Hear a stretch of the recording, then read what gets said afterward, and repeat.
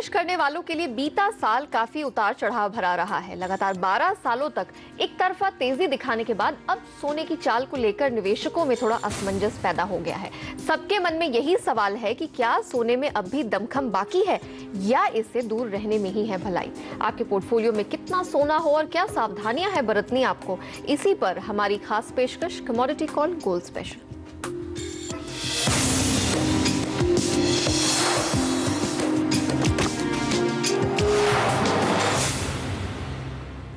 Commodity call gold special में सोने में निवेश से जुड़ी आपकी तमाम दिक्कतों को दूर करने के लिए हमारे साथ है ऑप्टिमा मनी मैनेजर्स के पंकज मठपाल और मोतीलाल ओसवाल के किशोर नारने भी हमारे साथ जुड़ चुके हैं। आप दोनों का बहुत स्वागत है।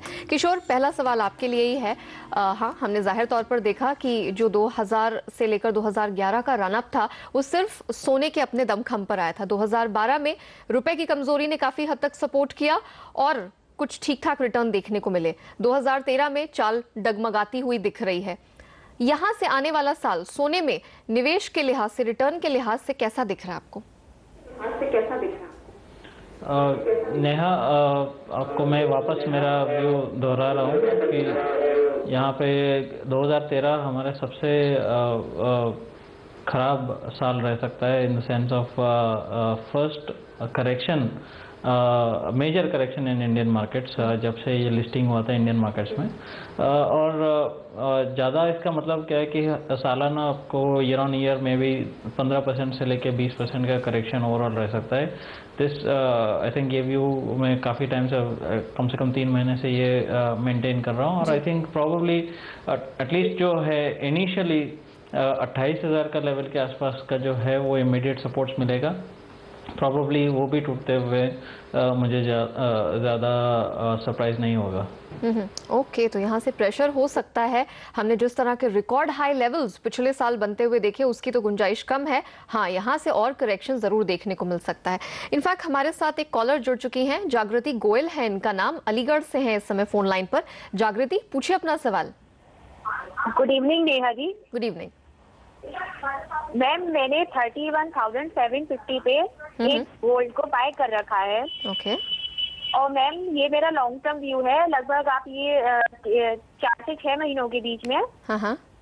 और मैं इसमें एवरेज भी करना चाहती हूँ, तो मुझे कहाँ पे मतलब ये एवरेज करना चाहिए और मुझे क्या टारगेट मिल सकते हैं? ओके, लंबी अवधि के लिए जागृति पैसा लगाना चाह रही है, लेकिन किशोर बड़ा कंसर्न 31,750 पर इनकी पोजीशन है। टाइम फ्रेम ये लंबा तो ले रही है, लेकिन आप कह ही रहे हैं कि जाहिर तौर पर 2013 में वो लेवल्स नहीं दिखने वाले जिसकी उम्मीद या जिस तरह के परफॉर्मेंस की आदत है भारतीय निवेशकों को। 31,750 पर क्या करें जागृति? मेरे हिसाब से तो अगर ये प्योर इन्वेस्टमेंट पोजीशन है तो इसमें से एग्जिट कर देना चाहिए। अगर ये अदर पर्पसेस के लिए, मतलब अगर इनको आगे जाके ज्वेलरी के लिए या फिजिकल डिलीवरी के लिए अगर डिलीवरी बेस्ड इन्वेस्टमेंट है तो वो अलग बात है। Otherwise it's a pure investment call, तो डेफिनेटली मेरा सलाह ये रहेगा कि इसमें से एग्जिट कर दीजिए। और मेरे हिसाब से ज़्यादा कुछ इसमें पैनिक होने की ज़रूरत नहीं है। आप एनीवेयर क्लोज टू 28,000 28,200 के आसपास का लेवल्स जो मिलता है तो वहाँ पे निवेश करना ज़्यादा बेहतर रहेगा rather than at current levels. Alright, Pankaj ji, हम आपसे समझना चाहेंगे, आप पूरी प्लानिंग करते हैं और आमतौर पर अक्सर आपसे बात होती है। आपने हमेशा कहा है कि अपने पोर्टफोलियो को प्रोटेक्ट करने के लिए एक सेफ हेवन अपील होने की ज़रूरत है जो सोना हमेशा प्रदान करता है। पहले 5-10% पोर्शन रखने की बात होती थी, उससे बढ़ाकर 10-20% किया गया। लोगों को फ़ायदा भी दिखा और लोगों ने जमकर पैसा भी लगाया। अब जो स्थिति बन गई है जहां सरकार भी सोने के इन्वेस्टमेंट को लेकर सतर्क है, इंपोर्ट ड्यूटी बढ़ा रही है, दूसरे विकल्पों पर विचार कर रही है, ईटीएफ इंडस्ट्री थोड़ा परेशान है, ऐसी स्थिति में क्या आप अभी भी मेंटेन करेंगे कि 10 से 20% सोना आपके पोर्टफोलियो में हो? नहीं, देखिए, एसेट लोकेशन की बात जहाँ तक होती है, हमेशा बोलते थे कि आप 60% इक्विटी कीजिए, 20% डेट कीजिए, 20% गोल्ड कीजिए। पहले 10% था, फिर जब दिखाई देगा रिटर्न बहुत अच्छे हैं गोल्ड में तो क्यों ना निवेशक उसका फ़ायदा उठाएं। लेकिन अभी जो स्थिति है उस स्थिति में डेफिनेटली आने वाले समय में at least for 1-2 year I am not expecting कि आपको उतना अच्छा रिटर्न मिलेगा जितना मिल रहा था। तो ऐसे में एक्सपोजर कम करना चाहिए। मैं नहीं बोलूँगा कि आप सोने में निवेश मत कीजिए, आपके पोर्टफोलियो में हमेशा सभी तरह की एसेट क्लास होने चाहिए।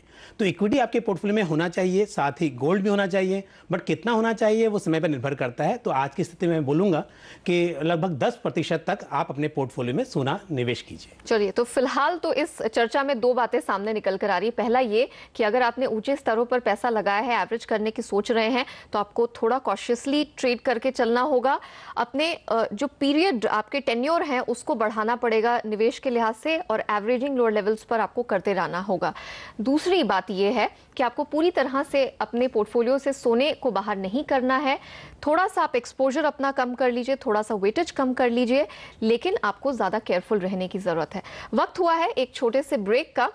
जब हम ब्रेक के बाद लौटेंगे तब हम ये समझने की कोशिश करेंगे कि आपको कितना परसेंटेज अपने पोर्टफोलियो को देना है, कब कब उसे रीचेक करना है, और अगर आपको मुनाफा कमाना है तो कौन सी रेंज में, कौन से दायरे में आपको अपना पैसा सोने में लगाकर चलना है।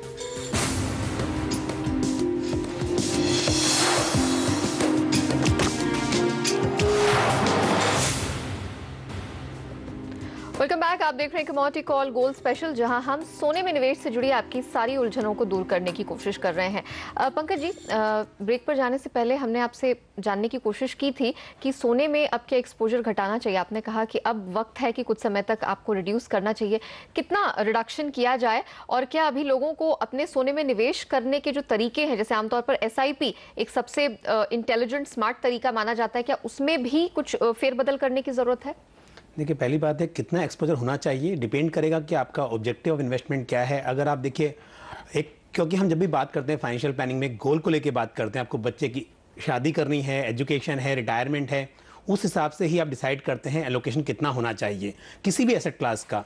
तो उस हिसाब से अगर आप देख रहे हैं कि इक्विटी यहाँ से अच्छा परफॉर्म करेगी तो डेफिनेटली आपको इक्विटी एलोकेशन बढ़ाना चाहिए। जब वो बढ़ेगा तो डेफिनेटली गोल्ड कम होगा, और वैसे भी हम गोल्ड में अच्छे रिटर्न्स की उम्मीद कम कर रहे हैं। तो मैं तो ये बोलूँगा कि आपके पोर्टफोलियो में 10% तक अगर गोल्ड है तो वो ठीक है, ज़्यादा नहीं होना चाहिए। दूसरी बात, जहाँ तक है SIP का सवाल या ETF में बाई करने का, तो डेफिनेटली हम लॉन्ग टर्म में बात कर रहे हैं तो वहाँ पर तो आपको रुपी कॉस्ट एवरेजिंग का फ़ायदा मिलता है। उस हिसाब से आप डेफिनेटली SIP अपनी कंटिन्यू कीजिए। बट एक टाइम था जब लोगों ने इक्विटी में SIP कम कर दी थी और गोल्ड में SIP बढ़ा दी थी। यहां तक भी हुआ था कि लोगों ने सारी SIP बंद करके सिर्फ गोल्ड में ही SIP कंटिन्यू की थी। तो वो मैं सलाह दूंगा कि अब ऐसी गलती मत कीजिए, आप इक्विटी में SIP बढ़ाइए और गोल्ड में SIP कम कीजिए। लेकिन फिर भी अपने पोर्टफोलियो में अगर आप 10,000 कर रहे हैं तो 2,000 की SIP आप गोल्ड में रख सकते हैं। चलिए, एक बहुत इंटेलिजेंट टिप निकल कर आई है पंकज जी की तरफ से। एक कॉलर हमारे साथ जुड़ चुके हैं कोलकाता से, अरूप मॉडल नाम है इनका। अरूप जी नमस्कार, क्या सवाल है आपका? मेरा सवाल गोल्ड पे है। हाँ जी, पूछिए। मेरा गोल्ड में 31,200 में बाय है, मार्च बाय था। अच्छा, तो ये रेट मुझे मिल जाएगा मार्च तक? ये अब बहुत एक अहम सवाल है। 31,200 पर इनकी खरीद है। किशोर, ऑब्वियसली 2013 आपके अनुसार, ज्यादातर एक्सपर्ट्स के अनुसार एक निराशाजनक साल रहेगा सोने में रिटर्न के मामले में। 31,200 पर इनकी पोजीशन में अब क्या सोल्यूशन आप देंगे? आई थिंक अगेन यहाँ पे ये इनका शॉर्ट टर्म डेरिवेटिव पोजीशन है। डेफिनेटली इन्होंने स्टॉप लॉस मेंटेन नहीं किया, तो मैं यहाँ पे इसमें एग्जिट सलाह देता हूँ। और नीचे में मेरे हिसाब से 30,000 का लेवल भी एक बार टूट सकता है। ऑलराइट, किशोर आपसे समझना चाहेंगे कि आमतौर पर कहा जाता है कि जब निवेशकों को थोड़ा ठहरने का मौका के लिए कहा जाता है तो ट्रेडरों के लिए रेंज में प्ले करने के बहुत मौके निकल आते हैं। क्या 2013 में आपको लगता है ट्रेडरों के लिए ऐसी अपॉर्चुनिटी आ रही है? Sorry Neha, can you repeat the question? जी किशोर, मैं ये पूछ रही थी आपसे कि क्या 2013 में अगर निवेशकों को थोड़ा रुकना पड़ेगा तो ट्रेडरों के लिए, जो ट्रेडर्स हैं जो इंट्राडे या छोटी अवधि में पोजिशनल ट्रेड लेकर सोने में चलते हैं, क्या उनके लिए एक अच्छा मौका निकल रहा है रेंज में प्ले करने का? यहाँ पर रेंज भी नहीं रहेगा मेरे हिसाब से। तो ये तो काफ़ी हद तक रेंज टूट जाएगा, और एटलीस्ट यहाँ से जो ऑलरेडी ये तो ऊपर से तो 6-8% का गिरावट ऑलरेडी देख चुके हैं, और यहाँ से और 15% के आसपास का डाउन साइड दिख रहा है। तो मेरे हिसाब से यहाँ पे रेंज का भी बात नहीं है, यहाँ से मार्केट साइड पे। Thank you. ऑलराइट, चलिए यहाँ पर कुछ टेक्निकल दिक्कत है, लेकिन हम किशोर से बात करने की कोशिश करेंगे।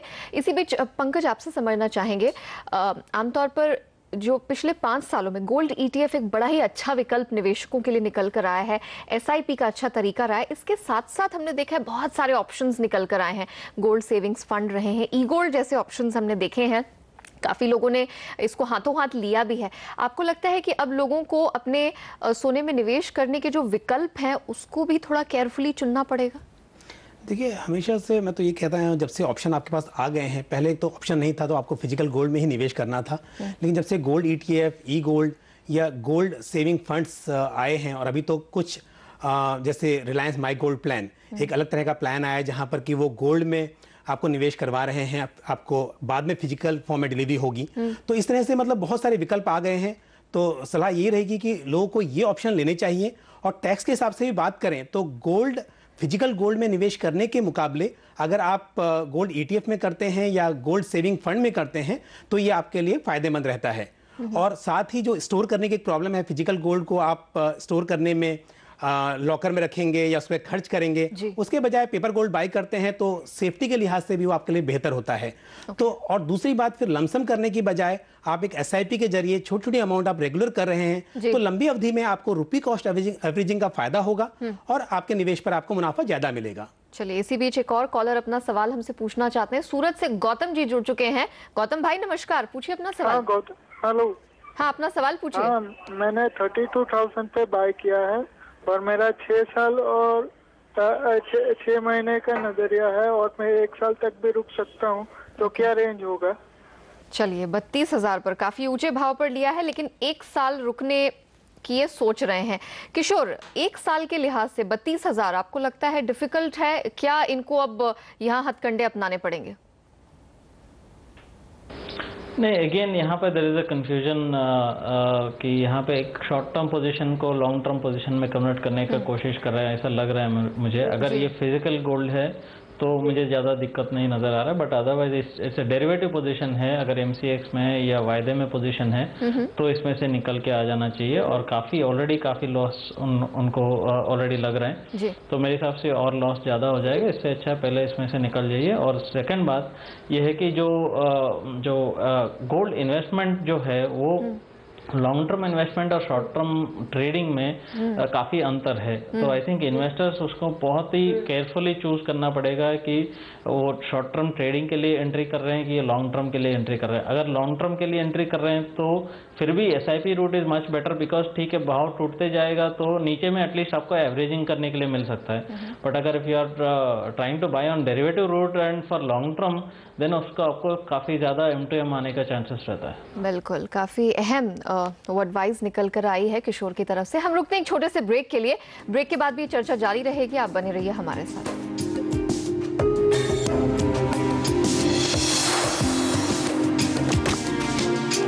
आप देख रहे हैं कमोडिटी कॉल गोल्ड स्पेशल। हम यहाँ चर्चा कर रहे हैं कि 2013 में अगर आप कारोबारी हैं तो सोने में आपको किस तरह की रणनीति अपनानी है, और अगर आप निवेशक हैं, सोने में काफी समय से निवेश करते आए हैं, तो अब आपको कैसे अपने पूरे पोर्टफोलियो को रीजिक करने की जरूरत है। इससे पहले कि हम आगे चर्चा को बढ़ाएं, एक दर्शक हमारे साथ जुड़ चुके हैं अपना सवाल पूछने के लिए। दिनेश टंडन है इनका नाम, बाराबंकी से है इस समय हमारे साथ फोन लाइन पर। दिनेश जी, क्या सवाल है आपका? नेहा जी। हाँ दिनेश जी, अपना सवाल पूछिए। हमारी आवाज आपको मिल रही है? ओके, लगता है दिनेश जी मेरी आवाज नहीं सुन पा रहे, लेकिन इनका सवाल हम तक पहुंच गया है। बेसिकली किशोर, ये जो दिनेश जी हैं, इनका सवाल सोने और चांदी दोनों में है।